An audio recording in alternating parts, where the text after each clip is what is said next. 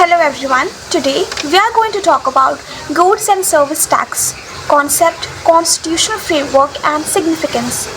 So the GST is one of the most significant tax reform in the history of independent India, introduced through 101 Constitution Amendment Act 2016 and implemented from July 1st, 2017. GST subsumed multiple indirect taxes and levied by the union and the state into a single unified tax regime. The aim is to create one nation, one tax system by eliminating the cascading effect of taxes and ensuring seamless flow of input tax credit across the supply chain. Pre-GST indirect tax regime. So before GST, India had a fragmented indirect tax structure, which included central excise duty, service tax, value-added tax, central sales tax, entry tax, luxury tax, and entertainment tax, etc. This multiplicity of taxes led to cascading or tax on tax, lack of uniformity across state, increased compliance burden, barrier to interstate trade. GST was introduced to address these structural inefficiencies. Constitutional framework of GST. So GST required a fundamental restructuring of India's fiscal federalism, as both the union and state had exclusive taxation powers earlier. So the key constitutional provisions are Article 246A, which grants concurrent power to Parliament and state legislature to levy the GST. Parliament has exclusive power for inner-state supply. Further, Article 269A governs levy and collection of integrated GST on interstate trade. Revenue is apportioned between the union and the state. Further, Article 279A GST Council, it establishes the GST Council comprising of Union Finance Minister, who is a chairperson, Union Minister of State, and the State Finance Minister, and they recommends tax rate, exemptions, threshold limits, and model GST laws.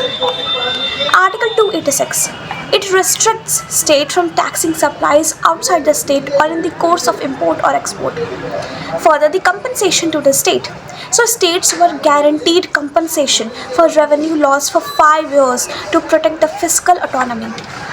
Now let's talk about the structure of GST. So GST is a destinational based consumption tax levied at the point of final consumption. Its components are CGST, which is Central Goods and Service Tax, SGST, which is State Goods and Service Tax, IGST, which is Integrated GST. So this dual model preserves India's federal structure while ensuring the uniform taxation. Now let's talk about the objective of GST. First, elimination of cascading effect of taxes. Second, uniform indirect taxes structure across India. Third, promotion of ease of doing business. Fourth, creation of common national market. Fifth, increased tax compliance through digitalization. Sixth, improved revenue efficiency. Now let's talk about the salient feature of GST. So first is input tax credit, which is ITC mechanism. GST allows credit of taxes paid at previous stages, ensuring tax is levied only on value addition. This reduces cost of goods and services and enhances efficiency. Second is technology-driven tax system. GST is built on digital platform, online registration, e-returns filing, e-invoicing, e-way, e-bills. So this promotes transparency and reduces tax evasion. Further, tax rate. Uniform tax rates. So though multiple slabs exist like 0%, 5%, 12%, 18% or 28%. GST ensures rate uniformity across state, reducing regional disparities. Fourth, compliance simplification. GST replaced numerous indirect tax with Central GST Act, State GST Acts and IGST Act. This reduced legal complexity. Now let's talk about the impact of GST. So let's talk first about economic impact. So it has strengthened the supply chain, reduction in logistic cost and encouraged the formalization of economy. In federal impact, it shifted from competitive to cooperative federalism. GST Council is a consensus-based decision-making body. Further, about consumer impact, it reduced overall tax burden in many sectors and transparent tax invoices. So now let's talk about a judicial interpretation of GST. So in the case of Union of India versus Mohit Mineral Private Limited 2022, the Supreme Court held that recommendation of the GST councils are not binding but persuasive. So Parliament and state legislatures retain independent legislative power. So and this judgment reaffirmed fiscal federalism and constitutional balance. But there are few challenges in GST implementation. So the challenges are that there are multiple tax slabs causing complexity. Second, it's frequent rate changes.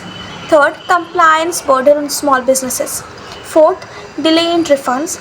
Fifth, exclusion of petroleum products and alcohol. And despite these challenges, GST continues to evolve through legislative and administrative reform. So the goods and service tax represent a transformational shift in India's indirect taxation system, aligning fiscal policy with constitutional values of equality, efficiency, and federal cooperation. While implementation challenges remains, GST has laid the foundation for a simpler, transparent, and integrated tax regime, contributing to economic growth and national integration. Thank you.